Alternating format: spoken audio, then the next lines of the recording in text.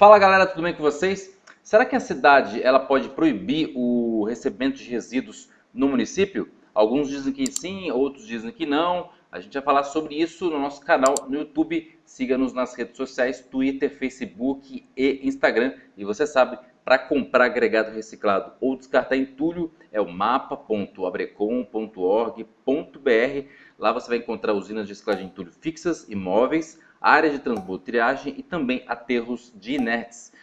Você que é pequeno gerador, que gera até 1 m³ de entulho, lá também você encontra uma rede extensa de ecopontos. Ecopontos são estruturas públicas que recebem o entulho do pequeno gerador, do cidadão. Você que também é destinatário de resíduos da construção civil e demolição, ajude-nos a divulgar essa campanha. Você é responsável pelo entulho que gera. O nosso programa de combate ao descarte irregular de entulho, você pode compartilhar nas nossas redes sociais ou então solicitar cópias desse material para divulgar na sua usina. E você também pode solicitar a nova tabela da resolução CONAMA número 307, com os resíduos classe A, B, C e D, com a atualização da resolução 469, que introduz as embalagens de tinta com lâmina seca, e também a BNT 10.004 com os resíduos 1, 2, 2A e 2B, certo? A vontade de resolver o problema da destinação dos resíduos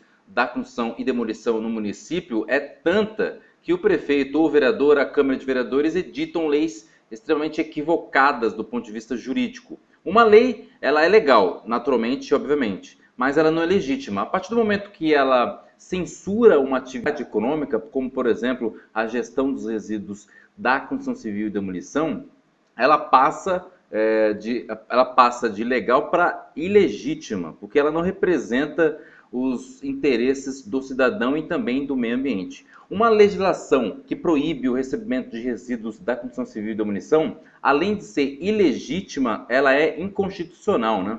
A Política Nacional de Resíduos Sólidos, número 12.305, estabelece no capítulo 2 os princípios da Política Nacional de Resíduos Sólidos, no inciso 6º, que são princípios da Política Nacional de Resíduos Sólidos a cooperação entre as diferentes esferas do poder público, o setor empresarial e os demais segmentos da sociedade. O que quer dizer com isso aqui?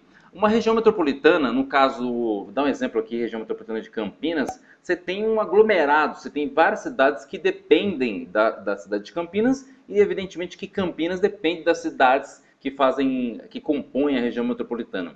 Não é possível entender que, por exemplo, Campinas ou Itatiba ou então uma cidade como Nova Odessa vivam de forma isolada numa província, porque a cidade de Nova Odessa ou qualquer outra cidade que participe da RMC, ela se serve da estrutura da região metropolitana, como também a cidade principal, que é Campinas, se serve de outras cidades para o seu desenvolvimento.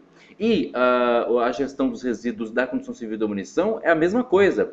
Existe o resíduo que sai de Campinas e é destinado em Hortolândia, como existe o resíduo que sai de Hortolândia e é destinado em Campinas. Mas não se pode abrir mão desse caráter intermunicipal na gestão dos resíduos sólidos. A partir do momento que a Câmara ou o prefeito defende ideias que são extremamente retrógradas na gestão dos resíduos da construção civil e demolição, ele, de certa forma, ele interrompe o processo de desenvolvimento do setor. Então, leis que proíbem o recebimento de entulho numa cidade, especialmente em aglomerado urbano, região metropolitana ou região administrativa, é um atraso no desenvolvimento de soluções para a destinação dos resíduos da construção civil e demolição, uma vez que as cidades elas se conversam, né? Então, se gera entulho numa cidade, se destina em outra cidade, porque naturalmente elas fazem parte de uma região metropolitana ou um aglomerado ou então uma região administrativa. Aliás, na Política Nacional de Resíduos Sólidos, no capítulo 3,